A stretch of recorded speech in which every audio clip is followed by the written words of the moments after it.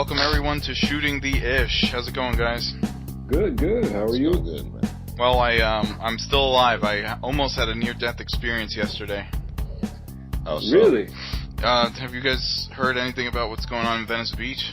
It's like a... Yes. Did you see the guy?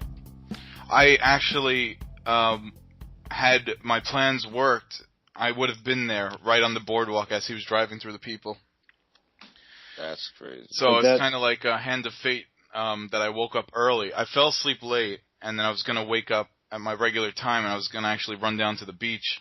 And I don't know how, but I woke up early.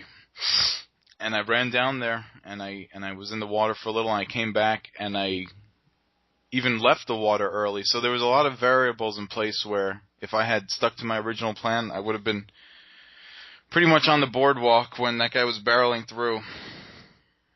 Oh, wow. It's kind of crazy. That's crazy. Would you have been in front of the Snapchat headquarters where he crashed? Is that exactly where he crashed? Yeah, I know those stairs. You know, I walked through I walked through yesterday morning just to see like if there had been much damage done, but everyone seemed to be pretty over it at that point. But then again, it is Venice. Yeah, people don't necessarily know what's happening over there. How many blocks was he going for? Like, was it just one block, or was he driving down for a while? I'm actually not 100% sure, but I know What? this is the thing. He crashed onto the. You're not even allowed to drive over there. So exactly where one person was killed and 11 injured. Yeah, say it, right? jeez. So that's pretty intense. I mean, according to the Huffington Post, a husband and a wife were the first vendors to be hit.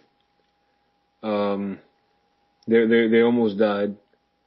And the one victim, apparently she was on her honeymoon, if I'm not mistaken. Oh, terrible. Something along those lines. I guess. Yeah, I heard there was an old couple too, an older couple, like 65 or so. I guess that's what you get for taking a honeymoon in Venice. Yeah, I mean, I don't know what the motivation would be if the person had a panic attack or if he was out for blood or what. I don't know if it was. I don't think it was any sort of terrorist thing. That would probably happen in Santa Monica, not Venice. It's kind of crazy to know that was going on. And you know, the whole time I had got back in the house, and then I heard all these police sirens and helicopters and it's Venice, so that always is the case. And there's always something crazy going on here, so I just disregarded it like, geez, this is annoying. This is really loud today. Yeah, they have somebody, they caught somebody. He turned himself in.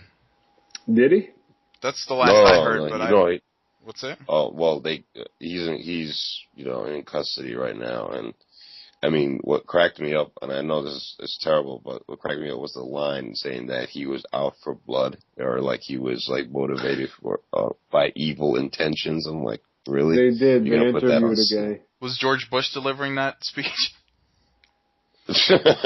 You would think, right? They're using automobiles to do evil. So I guess my phone call sort of saved your life yesterday, Chris. I guess that's payback for you saving my life a year and a half ago in Los Angeles. How did I save your life? Last year, it was January of 2011 when I visited LA for the second time. Oh, right. Chris had been living here for a little while, and I went to see a friend's play in Hollywood. And I was getting dropped off on the corner, which I'm not exactly sure which corner it was. And as I was getting out of the car, I wasn't sure which direction to go in, so I started walking up the street. I stopped, I turned around, then I started crossing the street. As I was about in the middle of the street, Chris calls me back and he says, "Hey, do you know where you're going?" And I turned around, I couldn't hear him. I said, What'd you say? He says, "Do you know where you're going?" As soon as I stepped about 5 feet back towards the car, 2 cars crashed into each other right where I was standing. Wow. Where I was crossing the street. Yeah, it wasn't a terrific crash, but if I was caught in the middle of that, I would have been screwed for big time trouble for me. Permanently. Right. It's crazy Yeah. how you think a lot about those situations after they happen, even though they're so like flash in the pan. Like if I had called you back 5 seconds later, I would have caused your death. Like you would have Yeah, been walking back right in the line of the crash, and I I would have know. probably felt guilty about that. And with these LA drivers, you never know. There's a lot of crazy stuff that happens. When I first moved here, there was a guy in Hollywood just like going around on a shooting, killing spree. And now they're having like riot gangs, like people who just run through the street and rob and beat people. So I don't know what it is, something in the water or the air out here, but this place is not right. It's the No, delusion and illusion of now, fame. guys, is it hot over there? Like, like scorching hot? It's not. It's been like muggy or cloudy, surprisingly. Really? In the mornings it's been overcast and chilly. But no, so far this summer has not been very hot. There's been a handful of days. I haven't even had to turn on my AC more than for like 3-4 days at a time at any point. Right. This city is looking for excuses to go bonkers. That's what happens when you act chill all the time. You pent it all. These guys riot when the Lakers win. Not even when your team loses. When your team wins, why would you destroy your city or cause monetary damage to your city when a team brings money into the city to celebrate? Right. I can sort of relate though. Everyone thinks that I'm nice, calm, cool, and collected, but when I lose my shit, I lose my shit. Well, you should take a train ride down to downtown. I don't know. I could be one of those people just walking around blabbering to myself at some point if I don't watch it. If I don't try to get a grip on reality here. I was, Yeah. no, I know. You might be rooming in with Amanda Bynes there, George. Hey, she's cute. What's going on with Amanda Bynes? She's having one of those former child star breakdowns. Okay. Yeah. I don't want to bash her for that. Whatever. No. Know. I was just saying. It was just an off-color reference. That's all. Yeah. You don't know what the each individual goes through, so judgment. I don't usually judge people. I just make fun of them. Okay. Oh, also when I was when I got home and I heard all the sirens, and then I went out to drive, and it was probably more traffic than I had ever seen in Venice, like ever. Really? And it was a Saturday afternoon, so there was already a lot of traffic there. But I was stuck one road, then I turned onto another road, then I went to another road that I thought would be a quicker route, and every road was pretty jam-packed until I was like 2 miles clear. And there was a helicopter flying slowly overhead, creepily slowly overhead. And I had I kept looking up at it like, fucking following me. They must have been just scanning the streets to see if this guy was running around, because I guess he jumped out of the car and left it there and just took off on foot. Mm-hmm. Yeah, it was a hit and run. Wow. I guess that goes to show you how stoned everyone in Venice is, that no one just tracked this guy down. I mean, there's so much filming going on. Maybe they thought it was a TV show. You know what? It's crazy when you really see shit go down with cars. You think it's a movie. I had like a neighbor one time who was older woman, some alcohol issues, and she came out of her driveway full speed reverse and slammed right into a tree, and it looked like a movie. It looked just like a movie. I couldn't believe it. Yeah, I remember that. It's kind of crazy. We've seen so much violence, but when you see it for real, it is shocking, but you don't believe it because you're used to it being fake. Yeah. Right. Yeah, say with that at this point in the game, we're so desensitized, if you will, by the images that we have seen over time, basically. Do you think that if we saw a guy have like Wolverine metal shards come through his hands, we'd be like, we've seen that already? Yeah, basically. Like if we saw a guy flying with a Superman outfit, would we say, yeah, we know about that? People would want his autograph. That's old. That's old. So yeah, I guess it kind of raised concerns because there's also an Al-Qaeda thing going on. I don't know too much about it. Brian, you were reading about that? Well, briefly, apparently, they closed down a couple of embassies overseas on Sundays. And usually they pretty much work on Sunday. But apparently, I guess they got a tip on some threat that one of the embassies was going to be attacked. So I think they basically closed down like 20 of them, if not more, in various parts of Africa and Asia.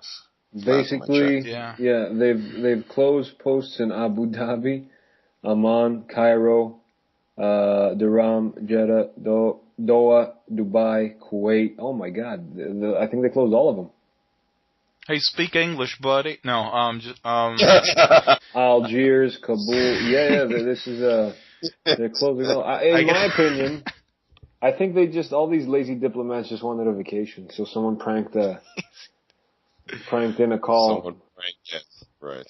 Yeah, I mean, right. Well, you mean they're not on an Arabian vacation 24/7 when they're over there? Yeah, but even sometimes you need a vacation from the vacation, Yeah, in their minds, going over there is like Aladdin, like it's magical and romantic. I would sincerely doubt that. I would sincerely doubt that. Yeah, it's all magical genies and magic carpets and powerful sorcerers over there. It's usually more along the lines of epic protests and crazy mutinies and bombings and whatnot. And let's like throw in a couple of stonings for good measure. Yeah, it's kind of weird. Like, people say Americans are complacent, but then I guess the other end of the spectrum is rioting for any reason. It's like a complete violence in the streets at all times sort of thing. Or for any reason. What's it? Well, they're just prone to fighting. They just love to fight over there, Well, the threat has spread from what I heard. The funny thing is that the reason being that we have all these embassies over there is just to try and quote unquote on paper spread democracy. But these guys, they don't want democracy. They're not ready for it. Yeah. These guys are just prone to fighting for thousands of years. They were just gonna just go in there and try to change them. Obviously, we have to plant the seed. We got to start somewhere. But I think our best bet, and I'm talking about the U.S. at this point, is to just try and lead by example, if there is such a thing.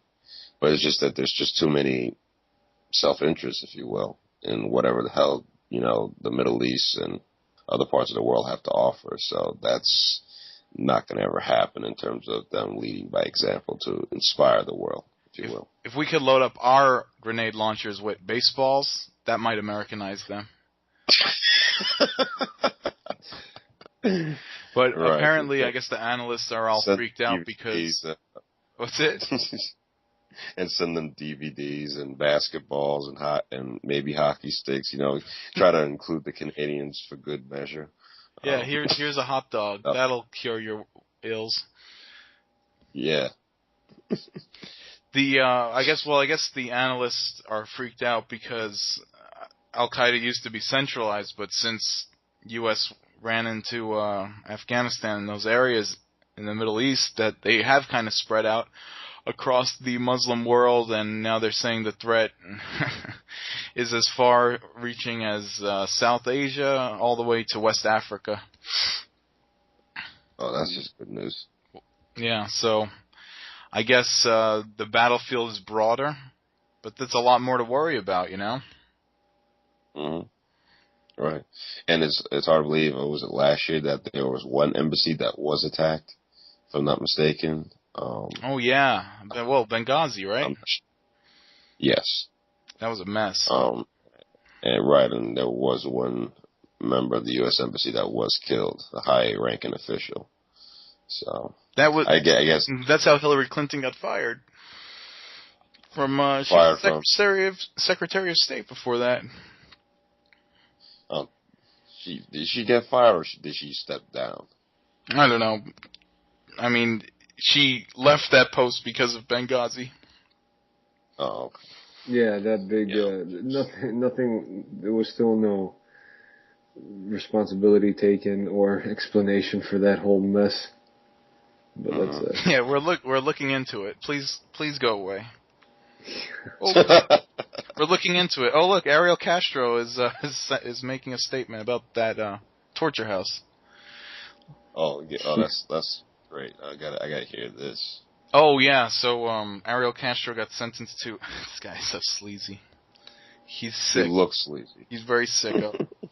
He got sentenced to 1,000 years, and he all of a sudden, remember he was quiet the whole time. He all of a sudden got very talkative, and he's like, I don't understand why people are calling me a monster. I'm not a monster. We did some really good, loving things in that house. You know, those girls. Look at those girls. They look happy. The one girl went to a concert.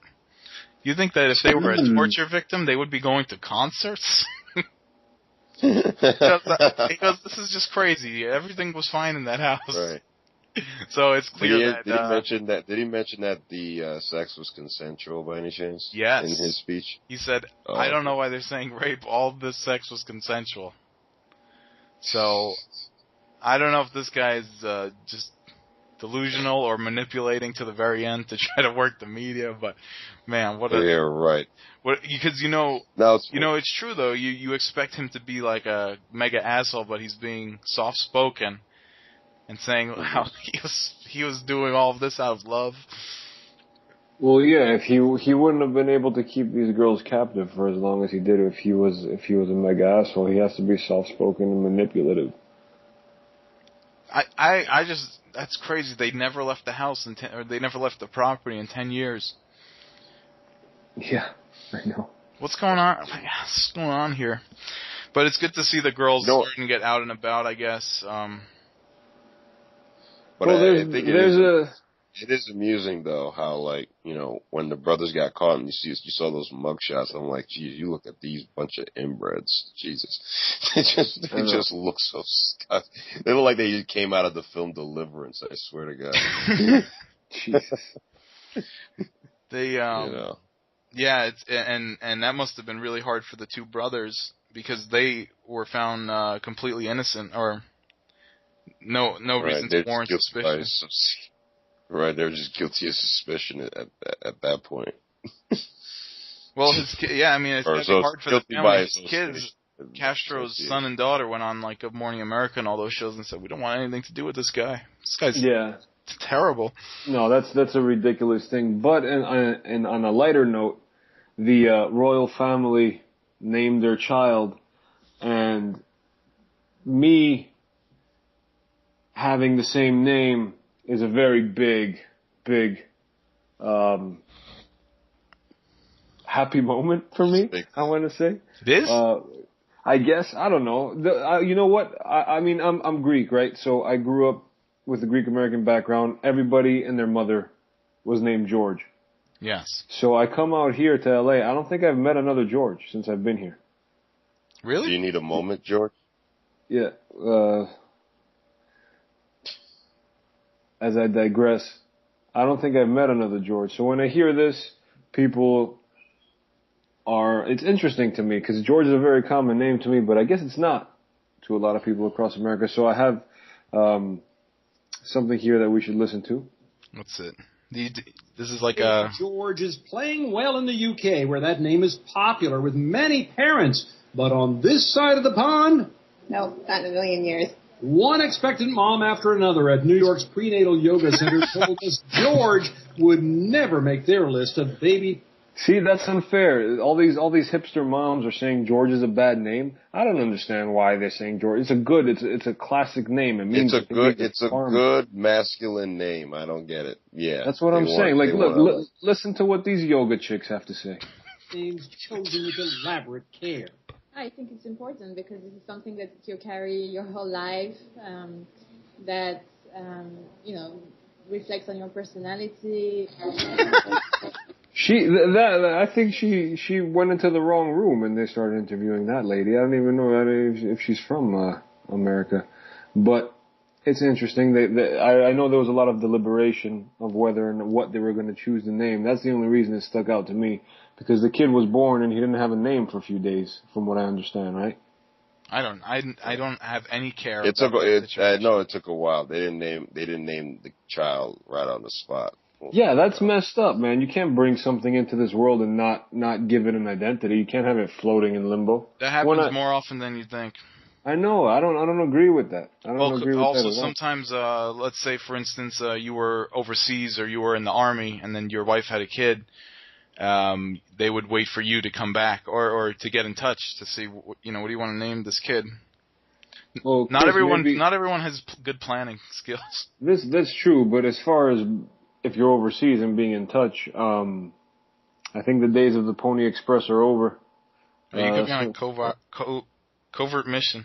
Well, if you're a part of SEAL Team 6 and your wife can't get in touch with you, then I understand. Well, look, but how many stories are like this? There's a couple who are drug addicts, they get pregnant, and maybe the husband went on a week bender. We need to find the husband to name this little girl. Weird shit happens. I'm aware of the weird shit. I was just saying that if quote unquote normal people give birth to a child and don't have a name for it, I find it weird.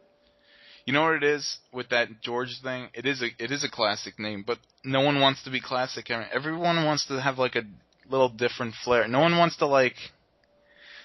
paying attention over the long course of time to like raising their kids. They care about the name of their kid. It's all first impression shit. Right. In terms of like masculine names that are out the door, that you haven't heard in a while, like Eddie, you haven't heard that in a while, or what am I saying? Bruce.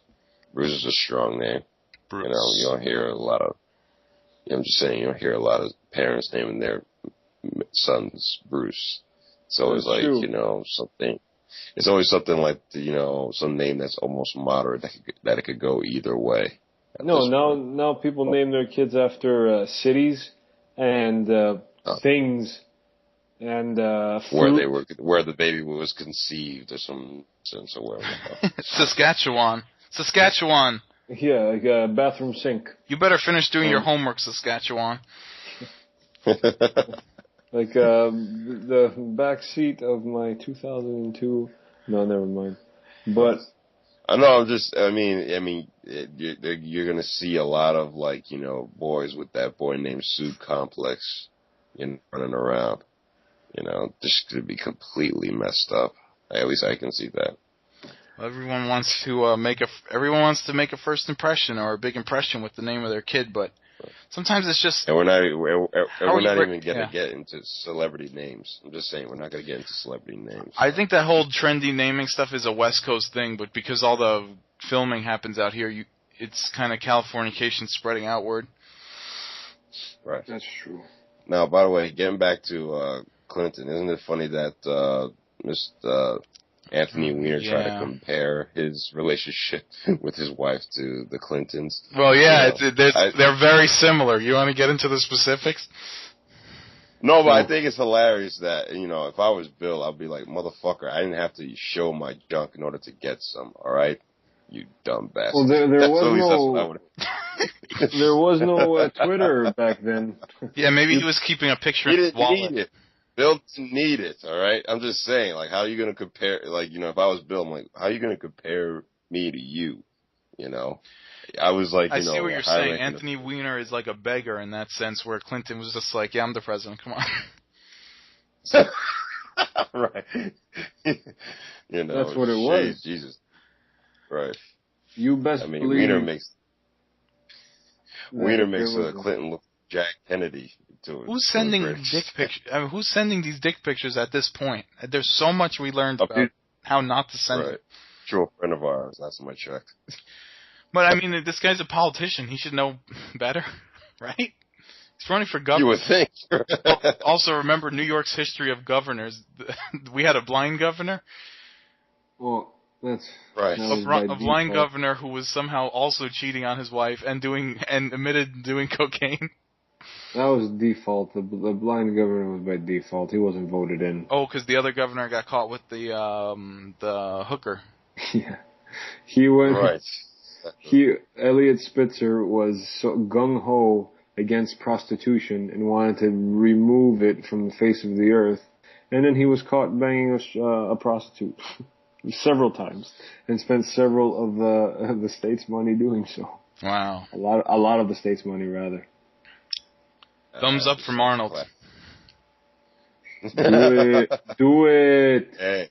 Hey, at least he groped his way to the top. There you go. Yeah, and then the blind governor. What happened? How long was the blind governor there? A little while, over a year. Anyway. Yeah, I remember he came out right away and he says, "Look, I gotta tell you everything from the past. I was cheating. Right. I was high on coke." He goes, "So you got nothing on me." Yeah. How the hell was the blind governor cheating? I mean, it was a degenerative vision problem. Okay. He wasn't always blind. Like he was like very, very, very almost blind. Yes. But he wasn't. It sort of got worse. So he could see shapes and colors. I guess. All blurry things moving around for the most part. So this is crazy. So So somehow Anthony Weiner and the Clintons have an involvement with each other, and no, they don't. I actually have one of. No, they do actually, Brian. There's some Hillary Clinton is somehow Weiner's boss in a way. I have some audio from one of Weiner's sexting partners. Yeah, let's hear that. So let's see what she has to say. That suggested you thought he was a dirty old man. He actually said that about himself. The exact wording was that he's an argumentative, perpetually horny, middle-aged man. At the time, I was like, oh no, you're not. But yes, he is. She loves it. Well, I'm an argumentative, perpetually horny guy in his mid to late 20s. So I don't know how it's going to get better for me if this is happening to Weiner in his 50s. I'm screwed. Weiner, he's that old. He looks young, Weiner.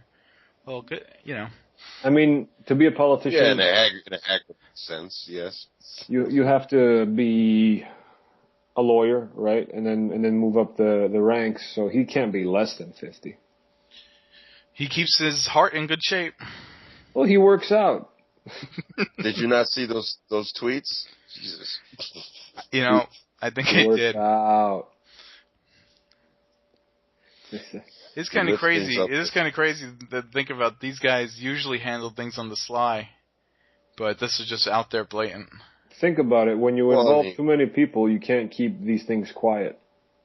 Yeah, and the means of distributing a picture is opening yourself up to mass distribution in the first place. That's true.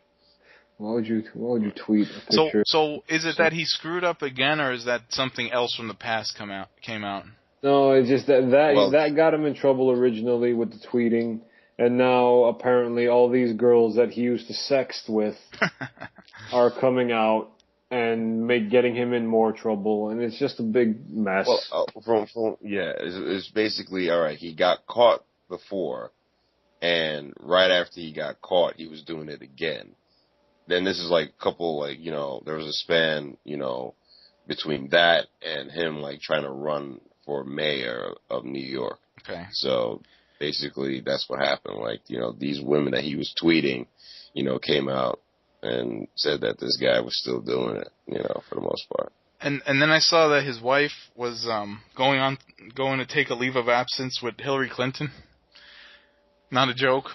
Jeez. And what for? Well, apparently somehow they're connected. I guess Hillary's the boss. I should have done more homework on this story. But yeah, Hillary's somehow their boss, and there's a rumor that a lot of the people are just working for Anthony Weiner to try to work up to Hillary's company there. And also the parallels in terms of public cheating stories is kind of embarrassing. Who knows how these political people's brains work? They might not give a shit at all. No, they're so self-involved that it doesn't really mean anything. Right. You don't. I mean, there's no. But how many times has this burned that whole group, Clinton and Weiner? Yeah. I mean, this group always gets burned by the same thing, sort of. Yeah. So you know about the Democrats for the most part? Just this crew of the Clintons and the Weiners. doesn't even sound right. Okay. No, I know. I heard a couple different one secretary came out, and I guess it was a secretary, some sort of aide. She came out and cut a nasty YouTube video, and using a bunch of 4-letter words and all that. She was really ripping him hard. So I guess whatever's going on over there is a mess. Brian, you know better than us because you're there. Not in the thick of things, but the closest thing in terms of me, seeing it is basically on the news and on the front pages, and seeing this guy look like a complete idiot. But whatever. The New York papers are probably running this every day. Oh yeah, without question. You got a dick picture too. Don't lie.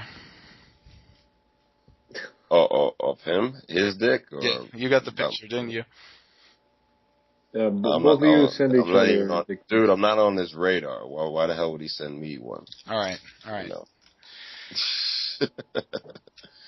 So, what did you guys see this weekend? Okay, I saw a really good movie. I saw a really bad, but big budget movie. Let's get to a bad one. Let's get to the bad one. Okay, well, what's the bad news first? I saw what could either be considered the sequel of One Gun or the prequel of Four Guns, depending on how you look at this. It was called Two Guns. And I knew it was going to be kind of stupid, but I thought it would be really fun stupid. Based on the trailer. There were some fun moments, but it was really pretty frickin' stupid. Yeah. How so? I don't even know how to start here. Okay, there was nothing to it. There was nothing to this movie. I'm upset that I didn't buy popcorn because that would have been the best part. Now, because I didn't have popcorn, I was just sitting there in the theater watching this blasphemy of an action movie. Now, don't get me wrong. I'm not judging for anyone for putting up their what they consider art, but I am upset that it's supposed to be an action movie with minimal action. You know how Jack Reacher was like an over-the-top B movie that was somehow worked and was funny? But it wasn't trying to be funny, Jack Reacher. It was trying to be very serious, but it came off as like a funny B movie. Mm-hmm. This was trying to be a funny B movie, but was lame as a result. Like there was certain moments where there was freeze frames for no reason. Like it didn't even freeze frame on an iconic looking shot. It was just kind of freeze frames for the sake of it. They kept jumping back and forth through time. The story is that Denzel Washington and Marky Mark are starts off with them being two robbers and they're planning to rob a bank. But then as the story goes along, it shows that Denzel Washington's actually DEA that's for some reason setting up Mark Wahlberg, and Mark Wahlberg is Navy intel that's somehow setting up Denzel Washington. So they're both hiddenly trying to screw each other over, not realizing that the other is part of the government. And then it turns out that the money that they're stealing is actually owned by the CIA, and that and that Denzel Washington's girlfriend is somehow involved, and that the Mexican gangs are somehow involved with the CIA, and it's like it's one of those movies where everyone is interconnected because why not? Gotcha. Like in a mystery almost, but it wasn't that mysterious. It was pretty stupid. Right. Yeah, it just wasn't fun. It wasn't fun. Right. Now, in spite of all the crappiness that I'm hearing from you, both sides, you guys, how is Paula Patton in terms of how she looked? I didn't give her access, but the actor was asking, Who's that? She show the goods. That girl from Revolution? The what? Who are you talking about? The girl from the movie? The main actress in the movie? Last time I checked, yes. Well, if we're talking about the same person, yeah, she had a topless shot, so you might want to see that. Okay. And that's all I need to. She's a pretty woman, not my style, but she's pretty. Not your style, huh? Correct. The chemistry, though, we'll say this. The chemistry, we'll see how much money it makes. The chemistry between Denzel Washington and Mark Wahlberg was very good. Yeah, they're good. I mean, that's how Denzel Washington works. I mean, he's a fantastic actor, and whoever he's with is going to be good. He makes it better. Right, he's going to make even the average actor or the worst actor at least seem tolerable on screen for the most part. You know, its opening weekend, it made $27.5 million. I don't know. I don't think this will warrant a sequel in any way. I hope not. In a way, it kind of did, because apparently the material is based off a comic book, and they already made a sequel called Three Guns. Can't make this up on my best day. Okay, yeah, there was definitely a out of reality feel of the whole thing, and then at the end when I saw it was based on the graphic novel or the comic book, I was like, oh, all right, yeah, I get it. There was funny moments. Mark Wahlberg was pretty good at comic relief, but a lot of times it was trying too much. Like, the comic relief was too much, and the seriousness was not there. Including certain scenes where they would just, like, show up, like they had just walked to a certain place out of nowhere, but weren't done any damage, or they'll kind of just, like, walk away from a conflict and somehow just get away. Like, there was no urge to get in and out of violence. It was just that, like comic books, the violence is there in some plastered images, and then you go off to the next thing, sort of. I don't know what else to say. It wasn't really worth talking about that much. I was really hyped to see it based on the trailer. I thought it was going to be like, just a decent action movie, but there was certain moments where there wasn't even like a lot of action. Yeah. Like, in the climax, there wasn't a lot of action. I was like, that's it? Right. So, in terms of like other buddy cop films, like say for instance, like a Tango and Cash, you're trying to tell me that Two Guns was worse than Tango and Cash? It was. Let's say it this way: if you were drunk and just in a mood to go laugh, this is fine. I don't regret seeing it, but at the same time, it was really dumb. Maybe because I had all my facilities. It was crappy. Oh, it's like Tango and Cash, because both were crappy. Yeah, the cinematography was better than Tango and Cash. Way better, I'm sure. yeah. The movie looked good. Yeah, there were funny moments. It was entertaining, but as a whole, something was just like missing, or something felt weak about everything. Yeah. It was like it was trying to be something, and it was obvious. Right. Anyway, I also saw Blue Jasmine, which was pretty fantastic. Not that anyone will see it. Blue Jasmine is, I think I've heard of it, but I'm not sure.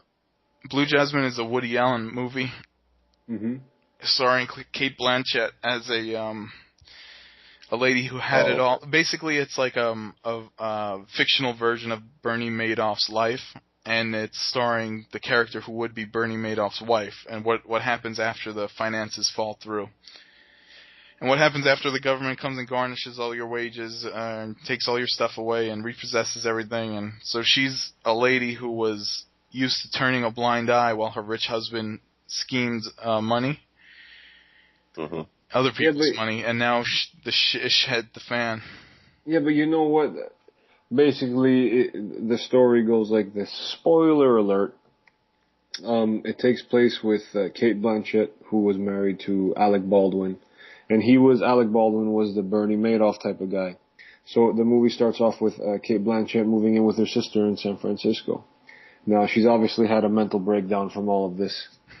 And it keeps, as the story progresses, there's flashbacks throughout the movie of the life that she had with her former husband, Alec Baldwin, who was the Ponzi schemer. Now, a lot of the time throughout these flashbacks, you can see, obviously, just like a regular housewife would be, she's not really involved in the husband's affairs as far as what he does at work. So then when it comes to present time, and a lot of people that were hurt by her were accusing her of turning a blind eye and not wanting to know what he was doing and kind of knowing, but then ignoring it. Like, no, I didn't agree with that at all, because as a housewife and your husband's making a living, what business do you have, unless you want to, obviously, to get involved in his affairs? Like, she was there taking care of the house, taking care of the family, whatever it may be, and he was out making money. So when people would turn to her after all the shit went down and said that she knew exactly what was going on and it was a lot of it was on her shoulders and whatnot, I happen to disagree with that a lot. Because she was just hanging out. She was enjoying. She was rich. Why would she be curious of whether or not he's robbing people if it seemed up front that everything was cool? Why would she want to dig in to see where the money's really coming from? You know, it doesn't, that part I didn't agree with, but it was just an angle in the movie that worked, in my opinion. She basically maintained her delusional rich mentality, even though she was now poor, and that created a lot of funny and gripping scenes in the movie where she was, you know, at a Chuck E. Cheese with these two little kids and basically did a monologue about, like, the finer things in life on them, even though they didn't care and were just responding like, so you did have a mental breakdown. Mommy was right. Yeah. It was really good. The performances all around were fantastic. Cate Blanchett, Louis C.K. was had a supporting role in it. Bobby Cannavale, Andrew Dice Clay was fantastic. Yeah, Alec Baldwin. He was good. He wasn't there enough. He was good when he was there, though. Also, you know how you remember Snow White? How Charlize Theron was just going crazy. Mm-hmm. I really like her because I like a strong female actress that could go psycho. But sometimes Charlize Theron almost seems like a comic book villain when she does it. And the way that Cate Blanchett did it in this movie was very realistic. It was like psychotic it was like crazy, but on a very realistic level, like a woman who's losing it. Yeah. And who's like a little bit bitchy naturally, so she's good at like shooting people down, but she's also losing it at the same time. Yeah. It was worth seeing. I mean, it's not, you know, it's just a Woody Allen movie, so if you could find an independent theater or something to see it in, but it's definitely worth seeing. Very, very good, start to finish. If you don't get too annoyed by that style, that Woody Allen style of filmmaking.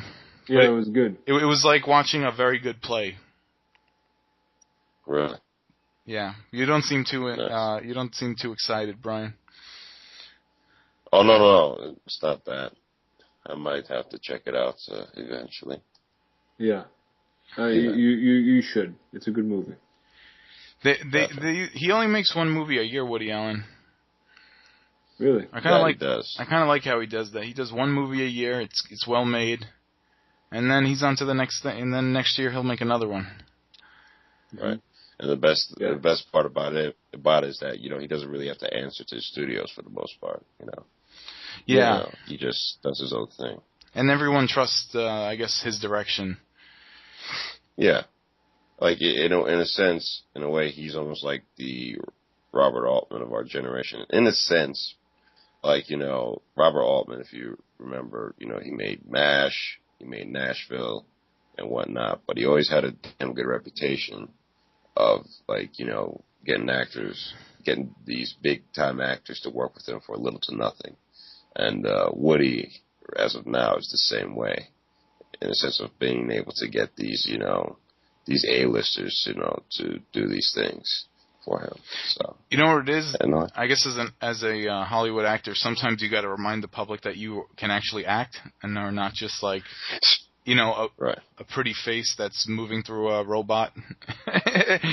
Yeah. You know, like, because there's so much CGI stuff now that really does constrain your talents, because you have to do a certain thing when you're in such a grandeur situation, whereas real life doesn't have those grandeur moments. So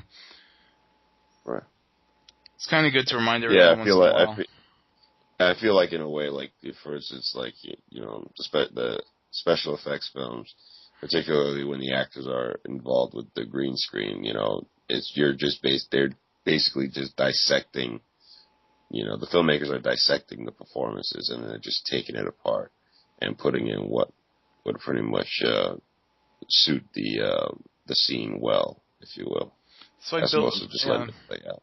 That's why Bill Murray was all upset about Ghostbusters 2. Really? Yeah, he said it was too much focus on special effects from the get-go. Right. Hey, Yeah. So, hey, who's the director who does like The Life Aquatic and Royal Tenenbaums and all that? Oh, Wes Anderson. Do you feel like yeah. Wes Anderson is a comedic version of Woody Allen? I think he wants to be a comedic version of Woody Allen, but he has his own style for the most part. Hey, real quick. All right, let's do a little bit more of this entertainment stuff. I heard a report that Tara Reid was rejected from Sharknado sequel. Was she? What? That's terrible. Yeah, I think the network Sci-Fi rejected her. She wanted. Originally wanted Sharknado to be called Dark Skies. Stupid idiot. Wait a minute, really? Because there's already Dark Skies. I know. That's what she was suggesting, that the movie change its name from Sharknado to Dark Skies, like it was going to be a serious thing. And that was obviously thrown to the wayside, but fast. Wow. Right. Hey, I did make a mistake last week. I said Simpsons debuted in 70. What did I say? 70. The shorts debuted at a certain point, and the show debuted at. I said that the show debuted in 87, and I think it debuted in 89. And I went back and I watched a bunch of those Simpsons shorts from the Tracy Ullman show. Mm-hmm. They're not too good. They're very dated. Well, you mean in terms of like the comedy, or obviously the animation is dated and very rough.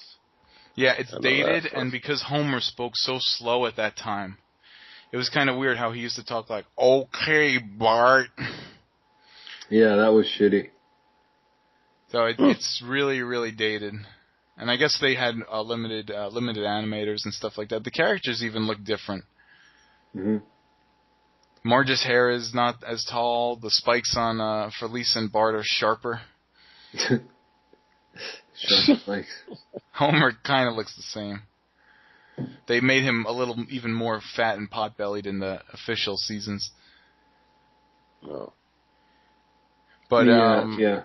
Hey George, can you play real quick? Can you play that that news story with the feet? That was funny. Apparently, a homeless man got in trouble for breaking into people's homes and playing with women's feet. So let's see what he has to say about that.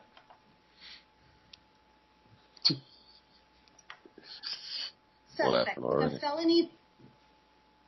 Oh, of course.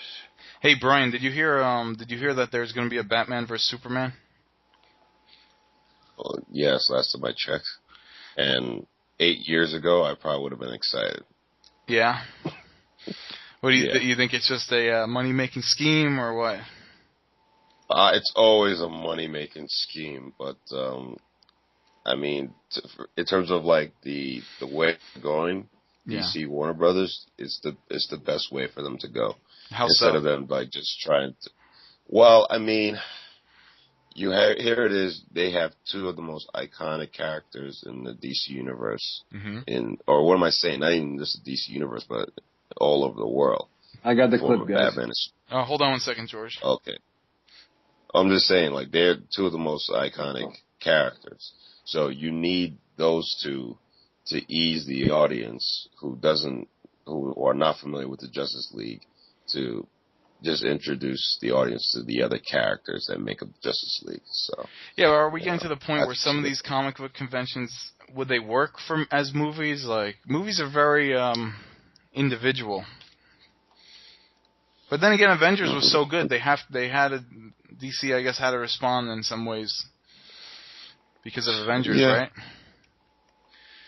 In a way, but from what I'm surprised at is that their company DC, I mean, they're making some pretty damn good animated feature-length animated features, and like they pretty much blow whatever the hell Marvel is doing in terms of the animation shows off out of the water for the most part.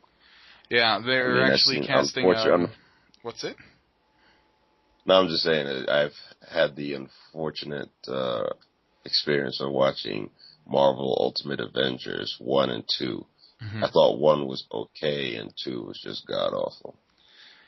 But compared to that, I mean, DC has like, you know, under the hood, and this new one called Flashpoint, which I've been hearing good things about. So, you know, I would check those out for the most part. Yeah. Also, I guess that one. What was that called? Dark Knight Returns. I heard that was really good. Mm-hmm. Yeah.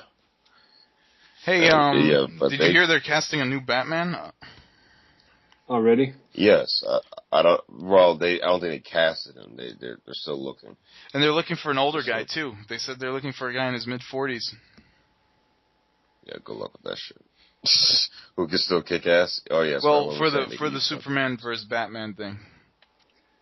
Right. So are they looking to continue the Dark Knight storyline by casting Nope. an older No, guy, or not. what's the point of casting an older guy?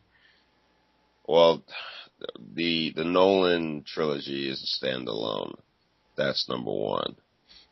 2, I guess they figured that you know, this is just by assumption that Batman was like the first one on the scene, so he's a little bit more experienced, especially by the time he meets up with Superman, who's still a little green when it comes to like, you know, saving the world and whatnot, you know. Okay, so we're gonna for some reason it's an older Batman, and in terms of Superman, is there gonna be another Superman movie before this one comes out, or is this gonna be the next release?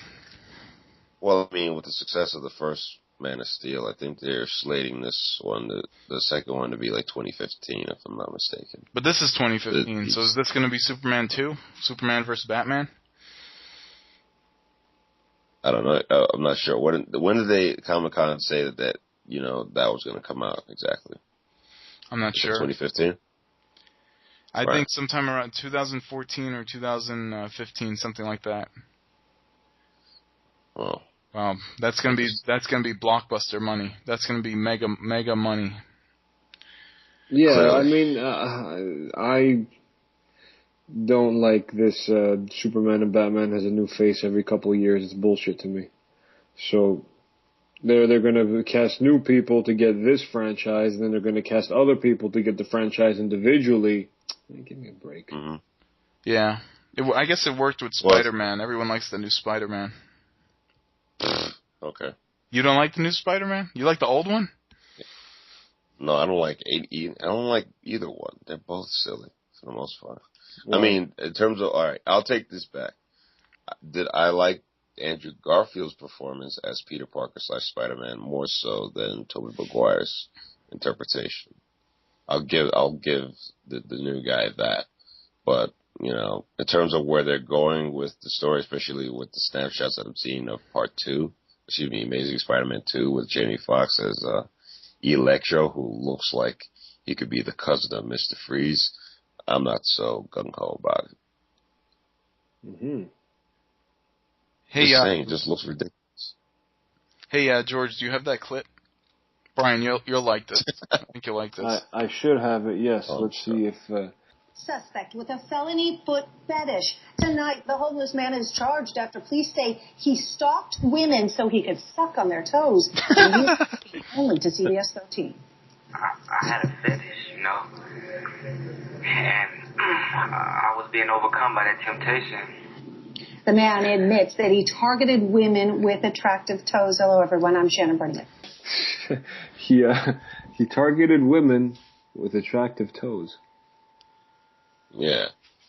And he knew which houses to target, which I find interesting. Keep playing that clip. That clip is funny. He stalked women so he could suck on their toes, and he's talking only to CBS 13. I had a fetish, you know, and I was being overcome by that temptation. The man admits that he targeted women with attractive toes. Hello, everyone. I'm Shannon Burnett. I'm Tony Lopez. News Tonight, Ron Jones talked to the suspect and one of his would-be victims. What a story. You know, I've been doing this for a very long time, and this is the most bizarre interview I've ever conducted in my career. It's almost been 2 decades now. William Russell says he has a criminal weakness for exposed toes. I've had a fetish all my life, and controlled and stuff. William Russell is weak for feet.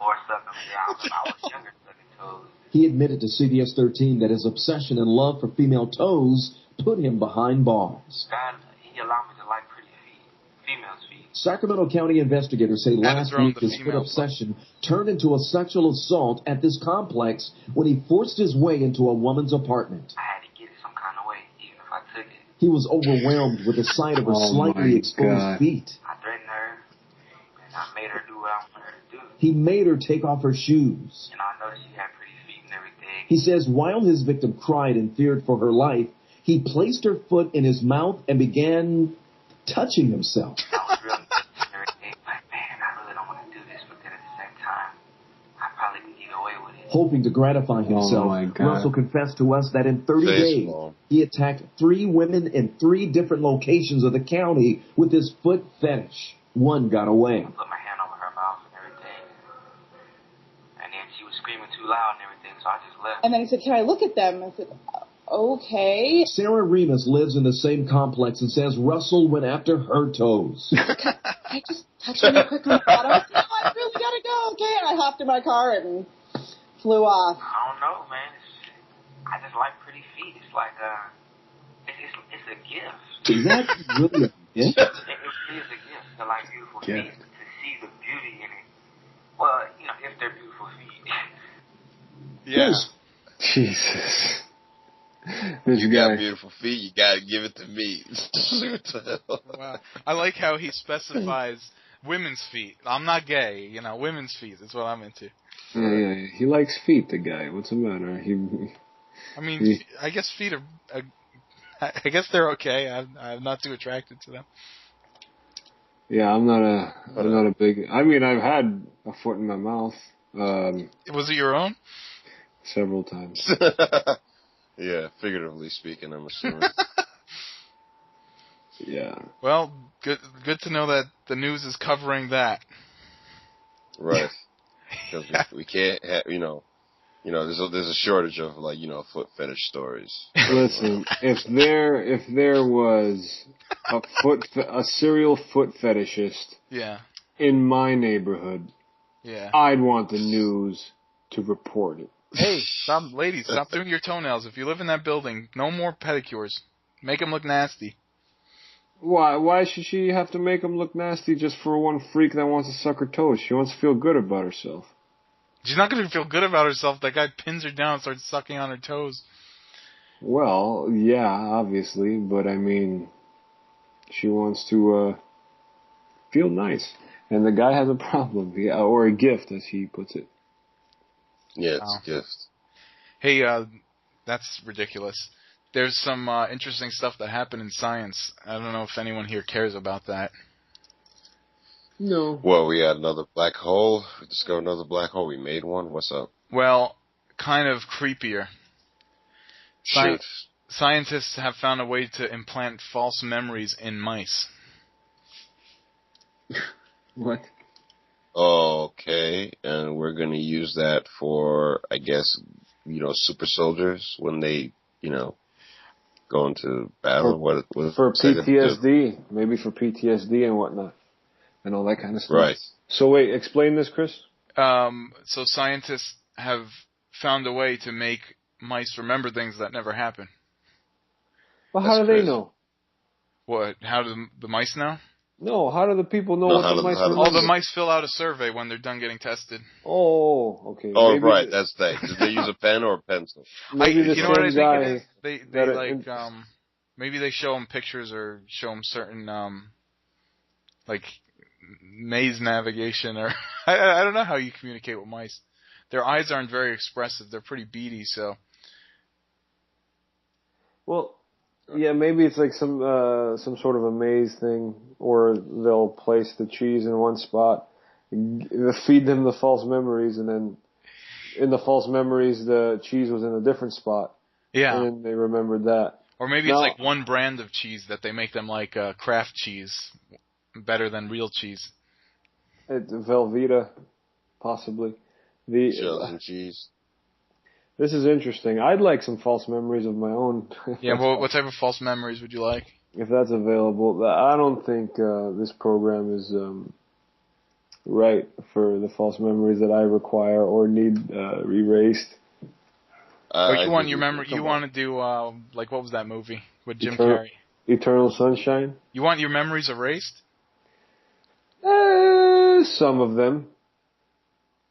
But he wants new memories on top of the old memories that he has. Well, you want like Disneyland memories? Just go to Disneyland. Yeah, that's exactly what I want, Chris. Disneyland memories. Well, you got to start making good memories now, and you won't want to erase them in the future. George, could you at least give us like one thing that you would like to be implanted? I got the Svengali here. Maybe like a memory of me learning Kung Fu. Oh, true. That is pretty good. I'll learn Kung Fu. And maybe remove the memories of my past 15 relationships. But could you imagine if like they start perfecting this, the idea of like say institutions like schools would no longer be in existence, or yeah, that's true. Well, that's a good thing because they're just a big, huge waste of money. I mean, it is kind of crazy because I know I can prove that. Yeah.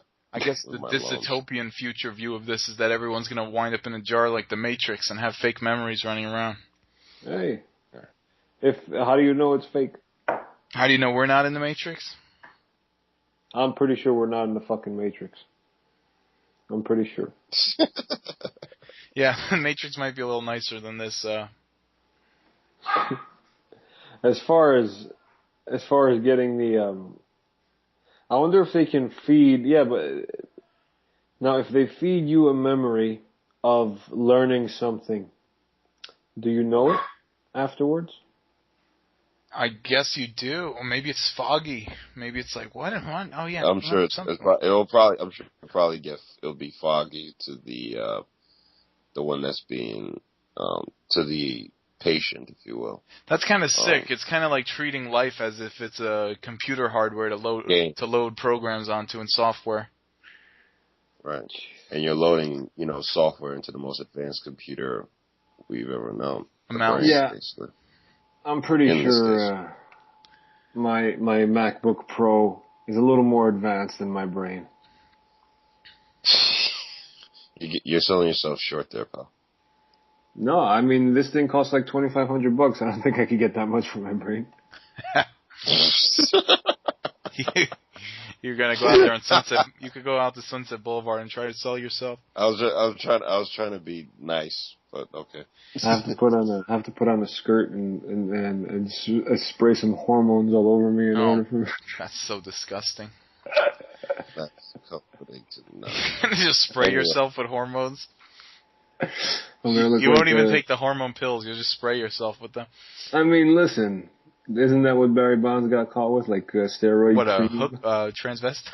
No, that was Eddie Murphy. That was the other black. Okay. The other black. Here's a new science move. Here's a new science story.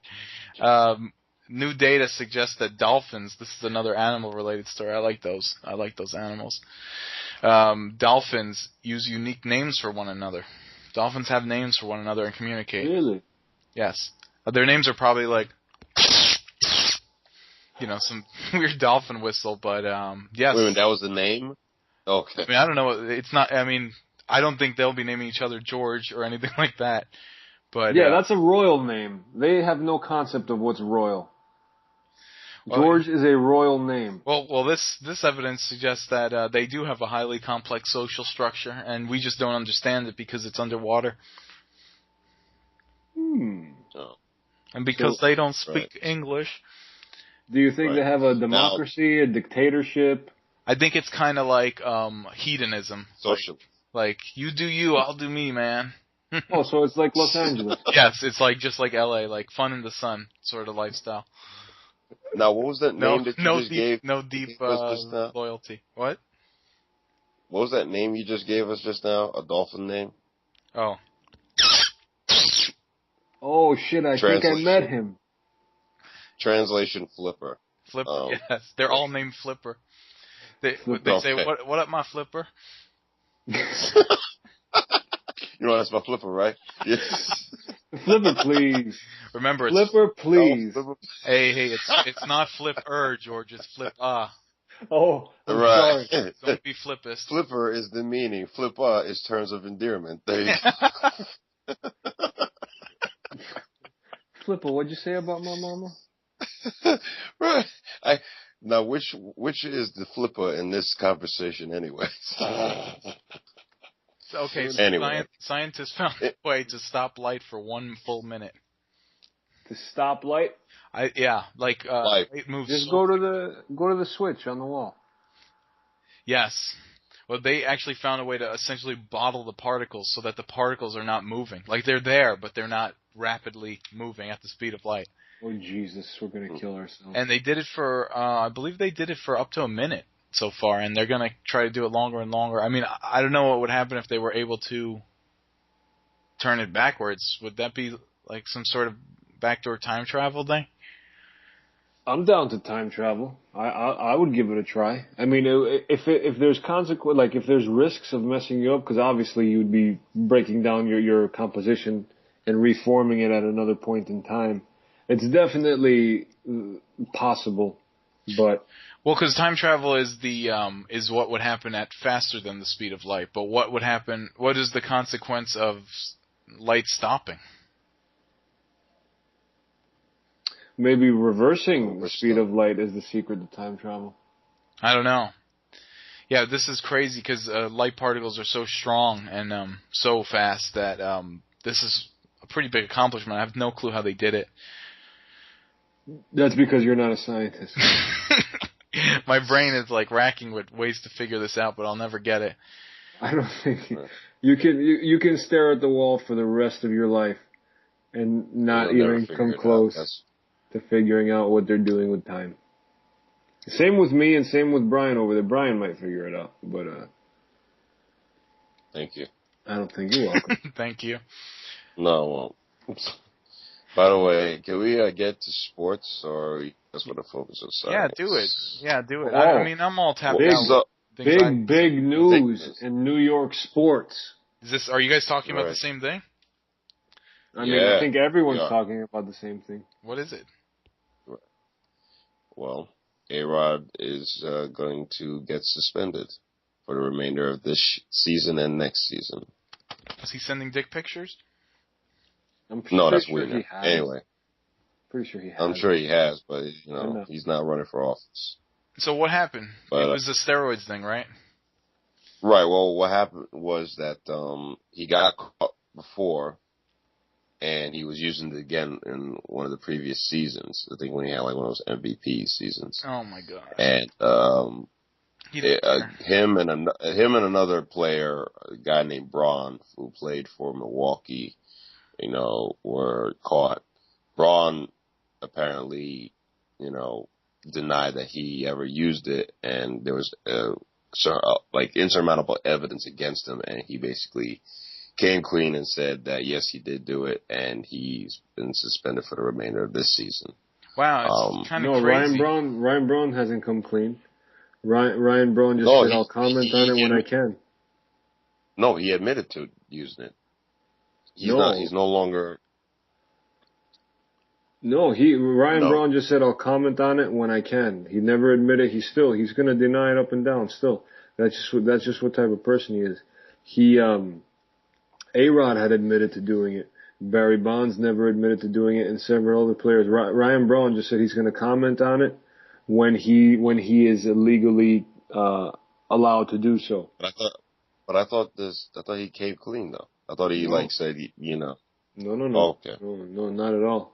Not at all. And A-Rod never got caught using steroids while he was playing. His name came up on lists from the past that were tested positive. So it wasn't like a current drug test that had his name on it. This was a past one. Now the entire situation with this biogenesis clinic in Chris's favorite state, Florida, was that not only was his name on this one with 15 or 20 so other baseball players, but he's also getting in big time trouble from the MLB for supposedly, trying to buy all the documents from this clinic. Like he wanted to buy them off. He wanted to. In other words, he's tampering with evidence. You can't, Yeah, you yeah. know, right. So technically, is it illegal? No, but as far as the MLB is concerned, it goes against what they're saying. So he's facing a suspension of the rest of this year and for the 2014 season. Now they're also saying that he's going to appeal. Now because A-Rod never officially came out and said anything about it, nor his PR people, all he's saying is that he wants to get on the baseball field, and all the Yankees are saying is that when he's ready, we'll have him back.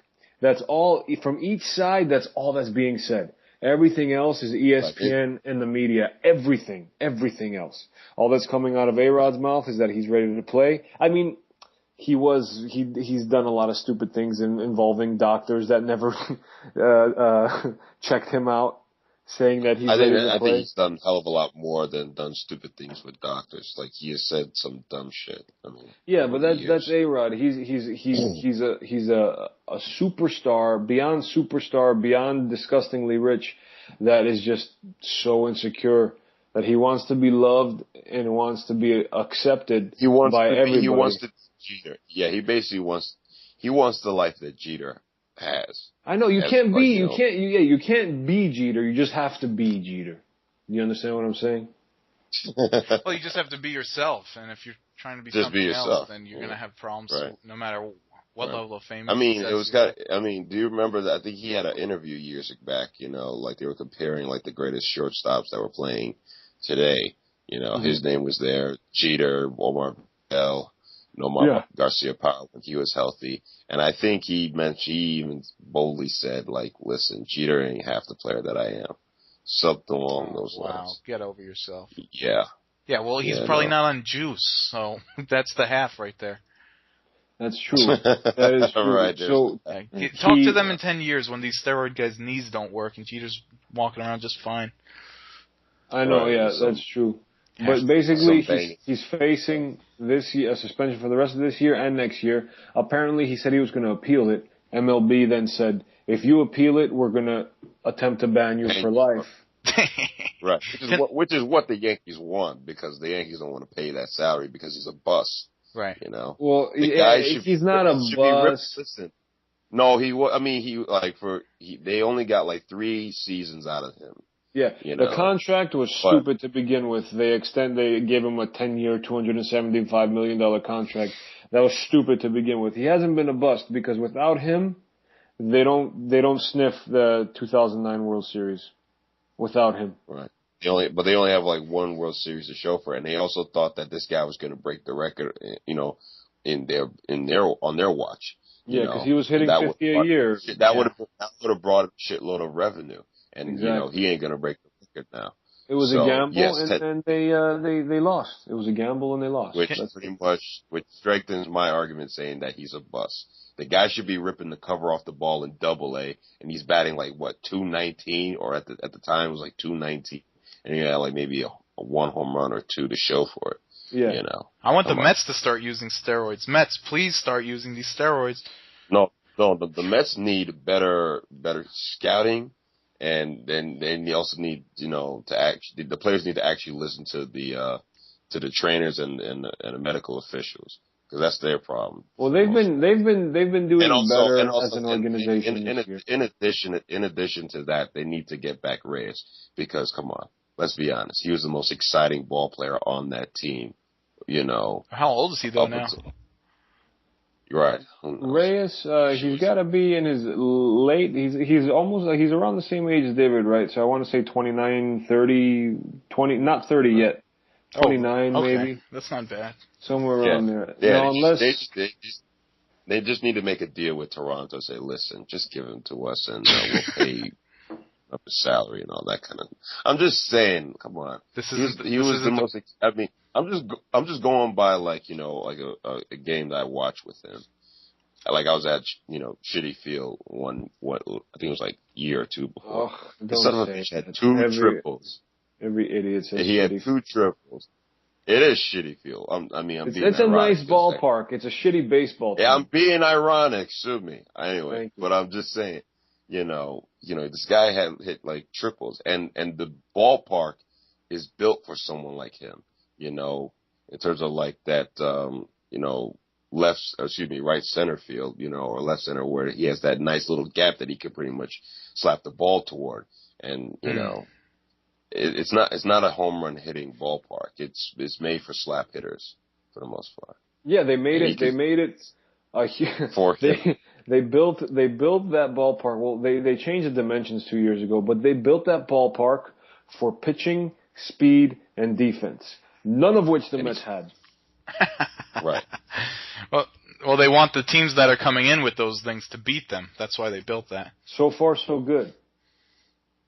But they also opened that stadium with no sign of orange or blue. Basically dedicating it to the Dodgers. To Brooklyn. Yeah, to Brooklyn. To Brooklyn Dodgers. The Dodgers are still around. Yeah, exactly. That's the thing I don't understand, right? The Jackie Robinson Rotunda, which is basically the rotunda? The main entrance to the ballpark. It's a whole thing dedicated to Jackie Robinson. I respect that. That's cool. The guy was a groundbreaking athlete. He changed the complex of sports. He changed everything. That's cool.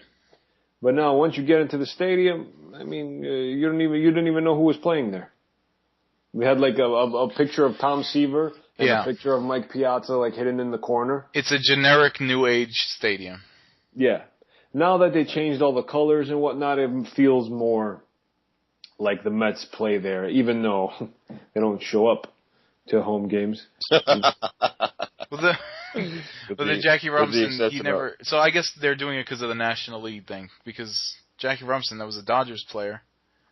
Yeah. Obviously. Well, basically, the Mets are only in existence because the Giants and the Dodgers both left town. Yeah. So that's why the Mets came into existence.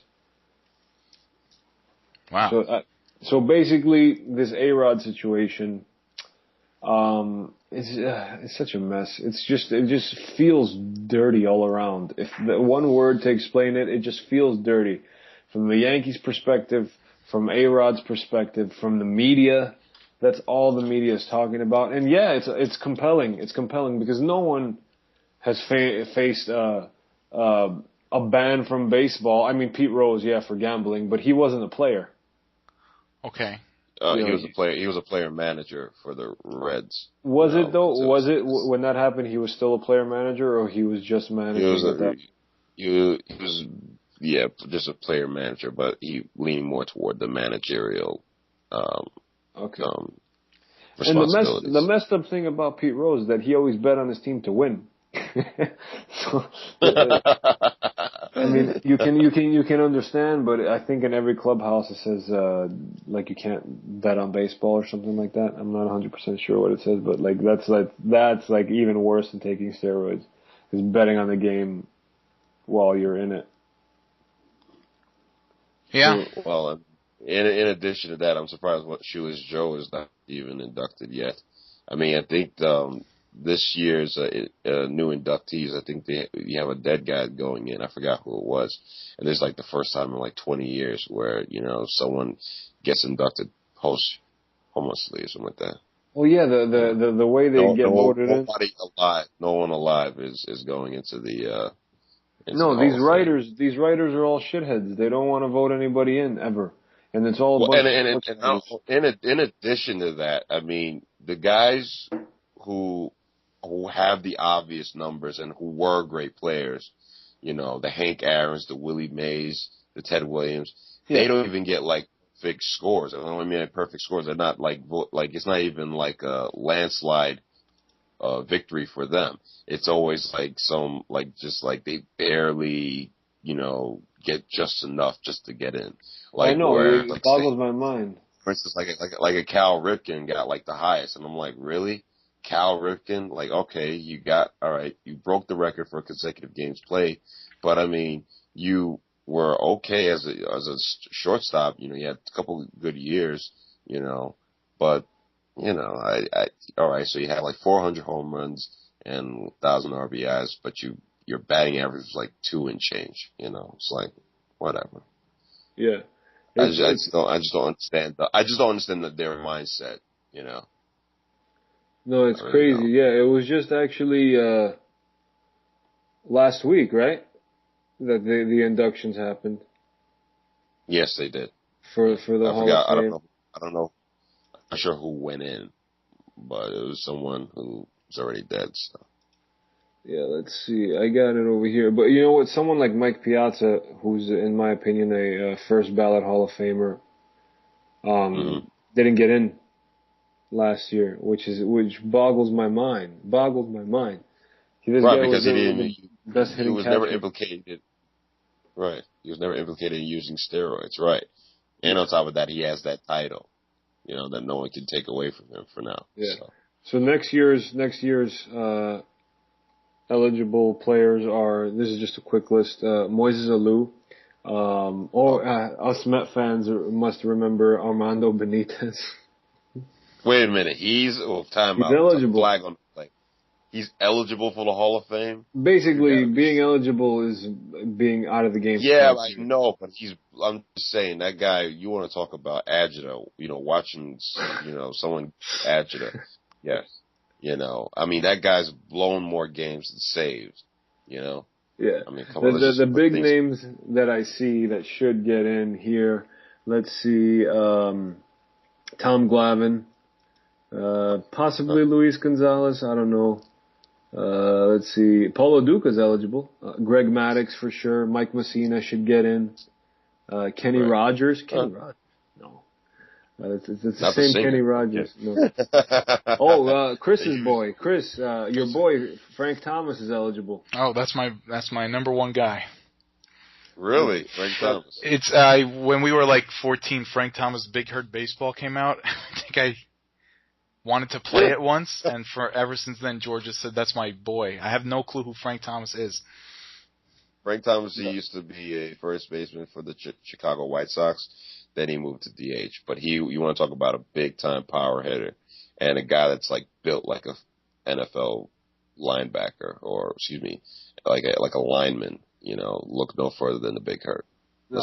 Chris's Big Hurt. That's what motivated Chris to do all the things that he's done, is loving the Big Hurt. What? He loves Frank Thomas. Don't let him say otherwise. My nickname is Big Healthy, not Big Hurt. Big Juicy. I'm Big Juicy, Big Healthy. When we were younger, Chris had a wristband or a necklace that said Big Juicy.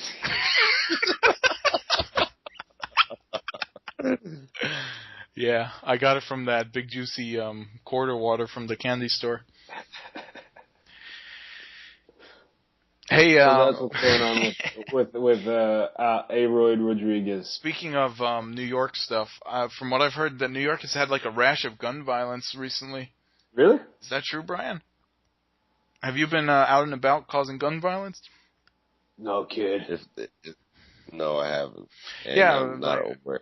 There's been like all sorts of gun violence going on there, and I think a cop, there was a 14-year-old shooting a gun, and a cop came and shot the 14-year-old. Okay, that's understandable. Yeah, I mean, it's just that there's been a lot of stories. From what I've heard, there's been a ton of local stories there about gun violence recently. Well, that's unfortunate. And aren't guns like illegal in New York City, or very restricted? Yeah, but here's the thing. In terms of what I'm aware of, there's a lot of gun smuggling going on. And yeah, of course. There's guns coming in. There's guns coming into New York from down south, and I mean that's probably one of the main reasons why we have these rashes of gun violence that I'm not aware of. Yeah. I'm sure it's going on. They can't even stop the flow of illegal immigrants coming into this country. I'm not going to get into the politics of that, but do you think they'll be able to stop the flow of illegal guns and gang violence coming into this country from the South? Yeah, that's what it is. Putting in this, all these people that are against guns and you shouldn't buy guns and all that kind of stuff, it's terrible, because that's only going to stop the people that legally have a right to own a gun. Because if someone wants a gun and they can't get one, and they shouldn't have one, legally or illegally, guess what? If someone really wants one, they're going to get one. Now, the person that wants to buy a gun for a hobby or to protect his family or whatnot, and he wants to go the legal route, and it's made illegal to buy a gun, he won't be able to get one because he's not going to know the channels to go around to get an illegal gun, nor would he want to try to get in trouble. Or he would want a gun so bad that he turned to crime to get one. That's possible, but more than not, he probably won't get one. Like a guy that has a family wants to get a gun, let's say to protect his family just in case, knock on wood. He's not going to go out to turn to crime to get a gun. Guess what? It's not allowed, he can't have one. But the guy that might break into his house is going to have one, you can bet your ass. Yeah, it's kind of crazy also that the political rhetoric, because we have such a big country that a lot of times people judge other states having never been there or lived there or know what it's like to live there. Like people up north are saying, oh, what's up with this stand your ground law down there in Texas and Florida? Well, you don't live in these places. Like, who knows what's going on down there? I don't. It's pretty bad. Cartels and all that stuff working their way up. When you want to, and it's not even. In addition to that, you have people. In addition to that, you have people ripping off other people, down there as well. It's more prevalent down there than say up here. I'll give you an example. I have a family friend of mine she's an older lady who uses her son, who lives out in Ohio, to come down just to fix something instead of just getting a couple of professionals just to do it because she's afraid that they might rob her or something like that. Yeah. So that's basically what's going on down there. I'm just giving you an idea as to why they probably implemented that stand your ground law for stuff like that. Yeah. And I put you guys to sleep. No, not at all. No.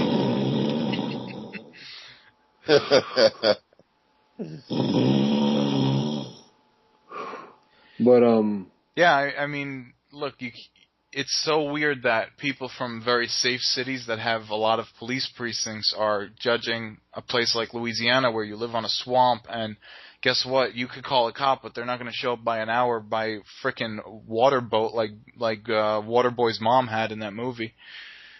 So you might be in a situation where the shit's right in your face. What are you going to do? That person has a gun. You're going to have to pull a kitchen knife on them? Chris, you would. I would pull a kitchen knife on them. Chris sleeps with a kitchen knife hanging over his bed, on the side of the bed. Yes. Under the bed. It's actually a butter knife. I would butter the villain. Butter them up and send them on their way. Yeah, you're going to butter his bread. But I mean, come on, a lot of people that live in the cities have police protection in a way, but in the country that is not existent. And if there's a sheriff that has only a couple deputies per a big county, you think they're going to come to save you in the moment? It's not going to happen. They'll come to put chalk marks around the body or detail what happened and fill out a report, but they're not going to be able to Sprinkle some crack on them, Johnson. I don't know. Obviously, it's a thing because these other people are going crazy and shooting up movie theaters, so that's crazy in its own right. Yeah, it's pretty nuts. But also, the mental health of the country might be more to blame for that. Yeah, that's not a good thing. Take these happy pills. The side effect is suicide. Do people generally commit suicide when they're happy? I would doubt that. So how does happy pills have a side effect of suicide? No, all these pills do is they just numb you out, man. They don't let anything get to you, whether it's happiness. I mean, obviously, if you really have an issue and just don't want to let anxiety get the best of you, all these pills do, they numb you out. So you're less affected by everything around you.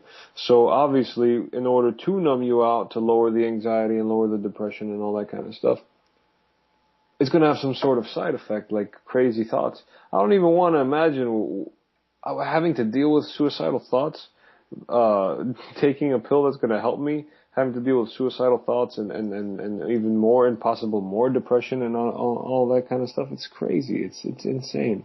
But it does help a lot of people. Yeah, I suppose so. I can never imagine having a suicidal thought. I'm hoping scientists find a way for us to live forever. Yeah, that's just as sick as suicide. Is it? Yeah, I mean, come on, look, there's so much to do in this world and so little time to do it. Well, it is laughable when you hear somebody said that they're bored nowadays when we have so much to do and so much that we can do. I know. Definitely. I haven't been bored in a long time. Yeah. I haven't been bored in I haven't probably been bored since I was like young and punished or something. In Chris's Fortress of Solitude, yeah. I keep myself busy. Well, on a lighter yet more shitty note, not more shitty note, on a different note, but are you on those suicide pills? Less shitty. You'll never make it. No, you got any? You got any? All right. Apparently, there's been an ongoing battle between Time Warner Cable and CBS, and the other day, CBS got pulled from Time Warner Cable programming. Wow. And apparently, according to Deadline Hollywood, CBS will lose $400,000 per day from Time Warner Cable blackout. $400,000 a day from the blackout. That's like the cost of Jay Leno's makeup every night. I know, his hairspray. Oh wait, no, that's NBC. That's terrible. No, that's CBS taking care of David Letterman's shingles. You know what? Maybe they could just axe Comics Unleashed, and that would cure that problem. Yeah. Well, just put an infomercial there. That's your favorite show, isn't it, Chris? No, but not only CBS. No, he loves Big Bang Theory, but that's on CBS.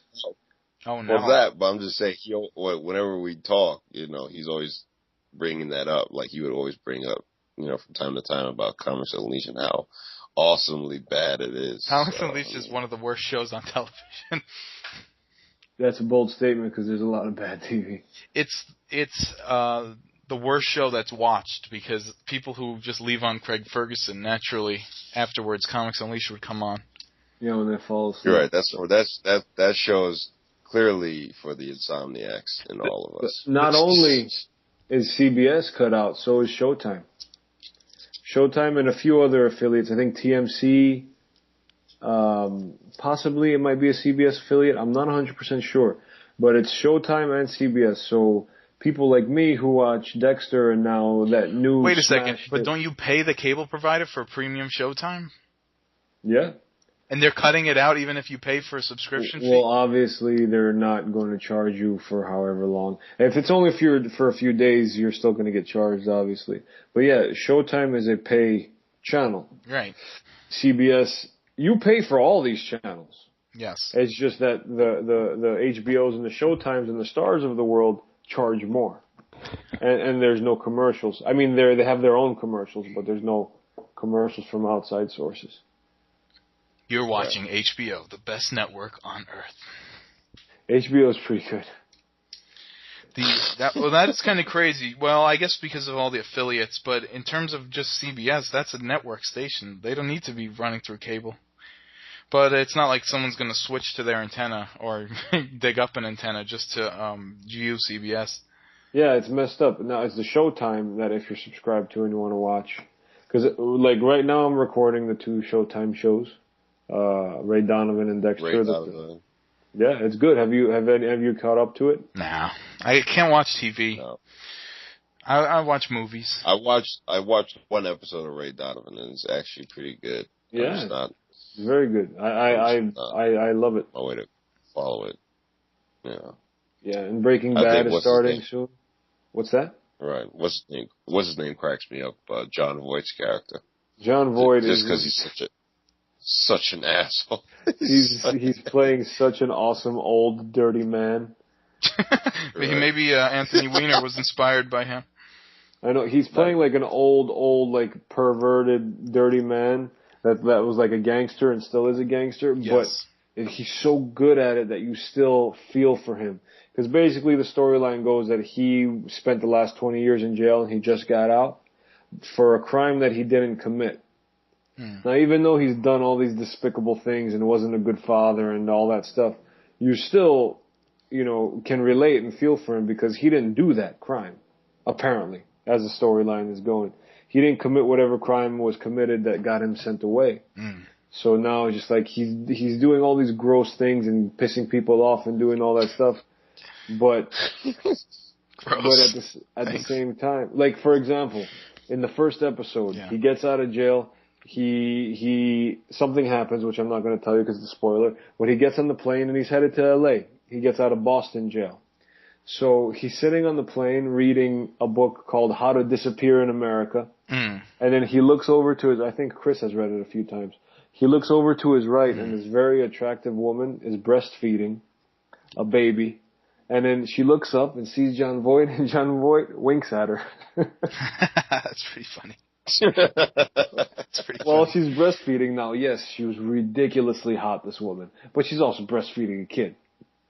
You can't give her the international cunnilingus sign. Are you guys following the Russia thing? Not at all. In terms of the Olympics and like how they're banning, they're instilling the law that against homosexuality. If you come out, you will be arrested. Some nonsense. What the hell is that about? Yeah, so I guess the international community is putting pressure on Russia that they're going to boycott the Olympics, whatever that means. I don't know what's going on. Russia said it might even do like a temporary ban on the law, or a temporary appeasement of the law for the time the Olympics is going on. Like, put on a nice face while everyone's there and then get back to it. Right. It reminds, like, they're trying to ban any homosexuality within the Olympics. So I guess skating is out. It's gonna be tough. Male gymnastics. Well, it's just the winter. It's the Winter Olympics. Yes, that's true. So no flamboyant outfits during the ice skating, huh? Exactly. Is that true, or are you joking around? Oh, them banning skating? No, that was a joke. That would be pretty funny. No gay sports. As far as the real, as far as the real Olympics are concerned, they might get rid of wrestling. Here's what happened with wrestling. There's a committee each year that, each 4 years that says what can we chop. And if you don't have representatives or lobbyists there, then no one is representing you. But the wrestling community just figured it is always going to be there because it's the original sport. So this is nonsense. These guys are arguing over stupid like X Games that are slipping into the Olympics and things that are like flash in the pan, like handball. Right. So every year the handball committee has to make a ruckus to stay in for the time being. Yeah. You know what I'm saying? Right. What happened was what's it? No, go continue. I'm sorry about that. What happened was no representatives for wrestling showed up, just out of the sheer cockiness of, that'll never be canceled.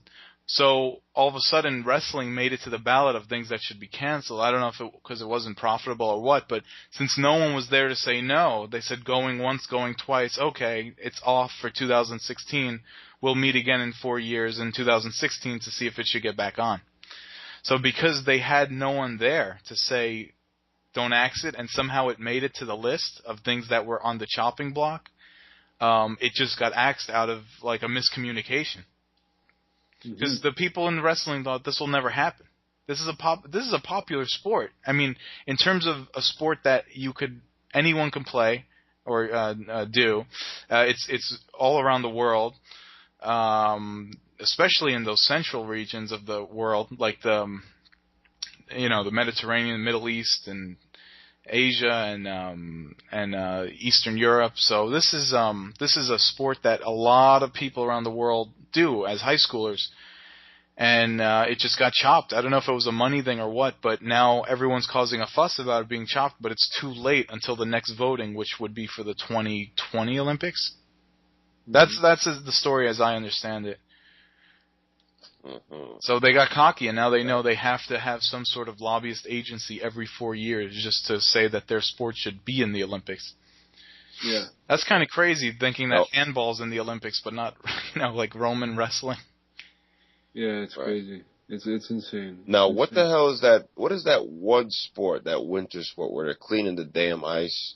That's called curling, right? Curling, Yeah, they could get rid of that shit. It's like that's They like can get rid of that sweeping. shit. No, That's sweeping. that. You know, people. I Like, don't give a rat's ass. That's not an Olympic sport. I'm it's sorry. not. You know what? But I dare you to put on curling and not just completely get sucked into it. I dare you. Every time, it's such a funny thing. Every time I've ever put it on, you get completely drawn in, and you're rooting for them. You're rooting against. All they need is a little bit of personality. They need some storylines. They need to call Vince Russo in for that, and just give a good guy team, a bad guy team, some shit talking, a couple of pairs of tits, and curling will be the best. You ain't shit in curling, in motherfucker. America. You call that curling? My grandma could clean that floor better than you. Yeah, I guess that's the draw of it, that people in their normal lives do sweep the floor, and then that sport is all about sweeping the floor. It's crazy. It's crazy. That's like a combination between that bar game where you throw the puck and try to... What's that bar game? It's shuffleboard. It's a combination between shuffleboard and home sweeping. like grandma sweeping the side of the house and shuffleboard on ice. That's crazy. But yeah, I guess most of the stories were terrible, bad, end of the world stories this week. There was one nice thing I'd like to end with. I don't know if you guys have anything else you want to talk about. Not off the top of my head, no. There's a couple who had a kid, and the kid is terminally ill. So that's the bad part of the story. They're gonna make him a best man. That's the good part. The terminally ill little infant is gonna be the best man at the parents' wedding. That's interesting. That's fairly cool. I decided not to read that article because it makes me sad. Yeah. But I saw the headline, and that's very cool. But you know what? It's a good thing. A lot of times, and this isn't really a tragic personality thing. This is just parental negligence. But a lot of times when there's a death of a child, the parents drift apart, and I get it. But in this case, they're already planning to be closer together as a result of this. So I thought that was really cool. Yeah. That's that's an interesting thing. That's a very That's I don't know what to say about that. All right.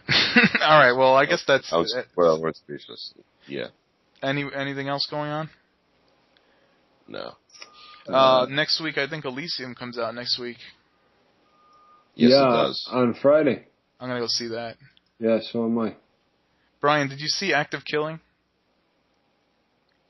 No, I did not see Active Killing. It's good. You should. I should see Active Killing. Hey, yeah, Elysium comes out. Oh, also, Ted Doyle was supposed to be in. We originally talked for him to come in this week, but he has like a dinner party of some sort. Mm-hmm. So Ted Doyle will be here next week. Dun, dun, dun. We're building it. Oh, I can't wait. Yes. If anyone has questions or comments for him, we'll play them for him live on the show. Or email them. Yeah. Yes. Email them to Yes, guys. Check us out, shootingtheish.com. We got facebook.com/shootingtheish, twitter.com/shootingtheish. Oh boy, a bunch of things, Shooting the Ish. We got youtube.com/shootingtheish. No, I looked into MySpace. It's a waste of time. MySpace, it's changed so much. Maybe if we were doing music or something like that, you know. Yeah, we can't get in on that shit. I don't know. Can't win them all. We have, what's his name? Snowden. Snowden over there in Russia is leaking our show to the Russians. Hey, whatever. Good. Yeah. That's fine. I like cold. I have no problem with Ruskies. What do you think's going to happen with this Snowden character? Who cares? Who cares? He's a whistleblower, and now the U.S. wants to kill him, so he's seeking asylum. All right. I mean, you piss the wrong people off, you're going to have to pay for it. Yeah. That's just what it comes down to. And you can't mess with people that are much more powerful than you. I know he was doing the right thing, but hey, You knew what was involved by exposing these things, and now you're going to have to pay for it. Now you're going to have to suffer. You cannot bite off more than you can chew. A lot of people do. Some persevere, some don't. I don't know what's going to happen with this guy. But for the most part, people get burned when they try to take on Goliath in this sense. Yeah, that's just a mistake. You got to swallow it and just keep going. Even at our jobs, how many times do we have to? You just want to grab whoever's in charge and put them up against the wall and just a foot off the ground and just tell them, hey, stop fucking with me. Yeah. But if you do My that, hands are raised. Yeah, I can see that all the way from here. You know, but if you do that, what's going to happen? You're going to get fired, maybe sued. Yeah, and that's even if you're working at McDonald's, so you could imagine the gravity of the U.S. government mad at you. Exactly. He's sued. You know, like there are power struggles inside of the most basic of jobs and relationships. Yeah. So when there's a highly funded, well-oiled superpower with a lot of heads coming after you, that must be quite scary. Yes, because that beast has many heads coming after you. The Illuminati are coming after Snowden now. The Freemasons, the Illuminati, G8 summit. It's going to be all about Snowden. Although you think they're going to make a new Da Vinci Code about Snowden? The Snowden Code.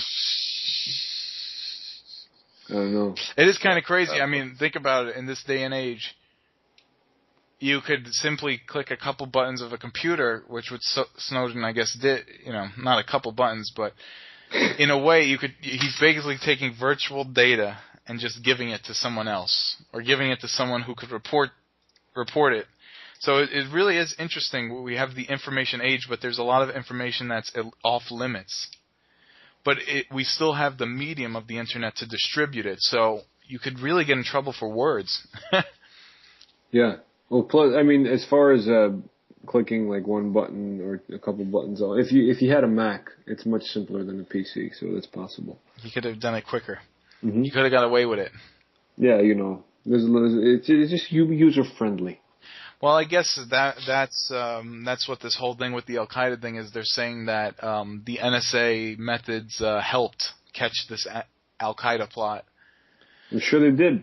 So, yeah, I guess there's proponents on each side of it, and there's others calling for the fact that, hey, you know, those bringing up conspiracy theories, understand that it's those conspiracy theories which are on the limb and an extreme point of view that is keeping Congress from moving forward and passing laws and governing the country, which take that with a grain of salt. You know, these guys are also getting massive payments from sponsors, so yeah, can't blame the American people for distrusting or talking about what they see and what they don't believe and what they do believe, and who knows. I know, all this invasion of privacy stuff. I mean, I'm not a private person. I wear my emotion on my sleeve, so that doesn't affect me as much as somebody else that likes to keep everything under wraps.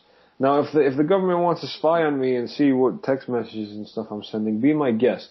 If it's going to keep us safe, I guess, be my guest.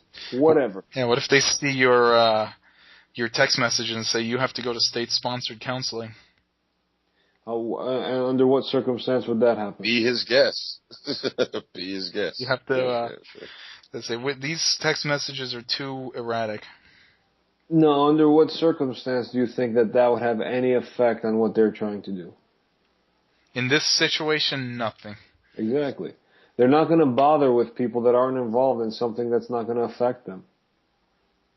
Now, it might turn into a Minority Report type of thing, but hey, if you're going to do something bad, well... Yeah, true. If you're like, I'm pissed, I want to hurt someone, and then someone shows up at your door like, really?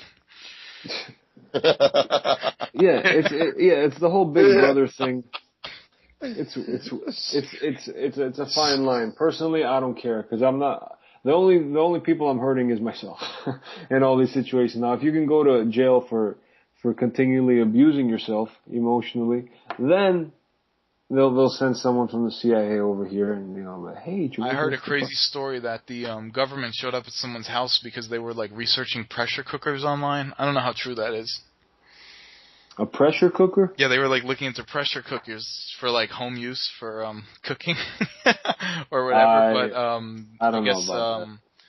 They claim that the FBI showed up on them. They claim that the FBI got shown up on them because you could use that to make like bombs or drugs or whatever. You can also use it like the majority of people would make short ribs or something like that. Yeah, maybe the government showed up like, hey, you guys are having a barbecue? Hey, we're hungry. Speaking of, I'm starving. Yeah, all right, let's end this. Brian, do you have any final words? No, I don't. No. Okay. Do you have any words? Brian, you seem pretty out of it. Is this too late for you? No, I'm into it. I'm just listening to you guys talk. That's all. I want you to come back with a vengeance next week. Not if Ted Doyle's on. Don't do that. No, we're gonna have to discuss that. Well, I guess we want to ask. We're just basically gonna have to take a back seat to our guests and let them just rip the airwaves. Yeah, I would like to hear his views because he is. I like hearing his point of view, and also he's our generation. We're approaching 30, but he's an older generation, so it'd be interesting to hear his point of view on everything that's going on. We're almost 30. Oh my god. Can't fight Father Time. Can't stop. You could stop light, but you can't stop time yet. I mean, we can't stop the number, but we can stop the aging. I mean, we could try. Yeah, A-Rod knows the guys. Yeah, I know. Yeah. If that stuff didn't mess with your heart, I think everyone would be on it. No, but growth hormone is not a bad thing. That's what's in all these rejuvenation clinics and whatnot. Look at Stallone, for instance. He uses that nonsense. I mean, done under a doctor's supervision, a nutritionist, and all that stuff. All that stuff can be very beneficial to you. Right. Right. But not necessarily the shit that bodybuilders use. That stuff will break you down. But all the growth hormone, all that stuff, that can be very good. But that's what what's his name uses currently. Yeah, Stallone. That's why he looks better than. That's why he looks better than fucking Schwarzenegger. Hey, I heard some crazy stuff about Stallone. Apparently, Stallone got hurt multiple times on Expendables. Well, he's like paper mache at this point. Probably. Yeah, I think Steve Austin broke his neck on Expendables, and then somebody else broke his ankle. It's some crazy thing, like his ribs got broken in one scene by someone else, and he basically put himself in a position to get his ass kicked a lot on Expendables 1. Right. Yeah. I remember him. I haven't heard a story of him breaking his ribs since First Blood. To be honest with you, when he performed that one stunt where he's on he's rock climbing, he jumped off the rock and he lands on some trees and the branches broke his ribs or some shit like that. So I know this movie's silly, but did you ever see Rumble in the Bronx? Yeah, of course. When he jumps off the dock into the boat, Jackie Chan breaks his ankle. And then for a lot of the scenes in the movie, he was actually wearing a cast that was painted as a shoe. Really? Yeah, because he had a broken ankle.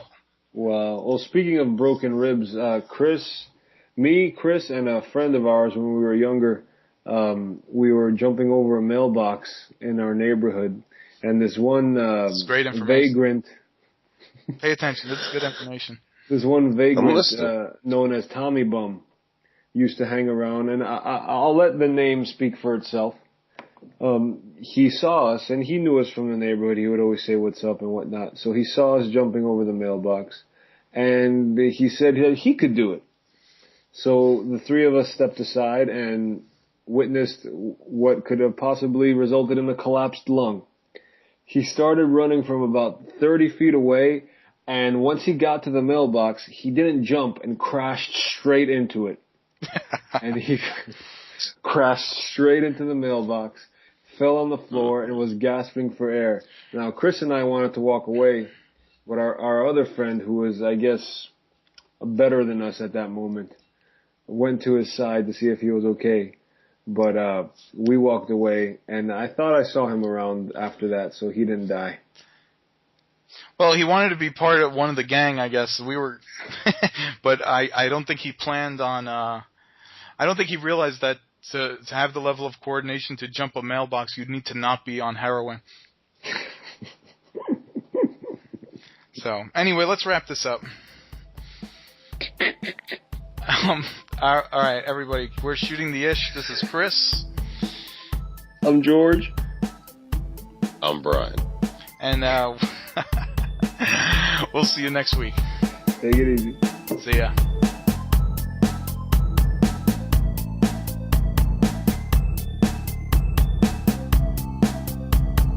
You've been listening to Shooting the Ish.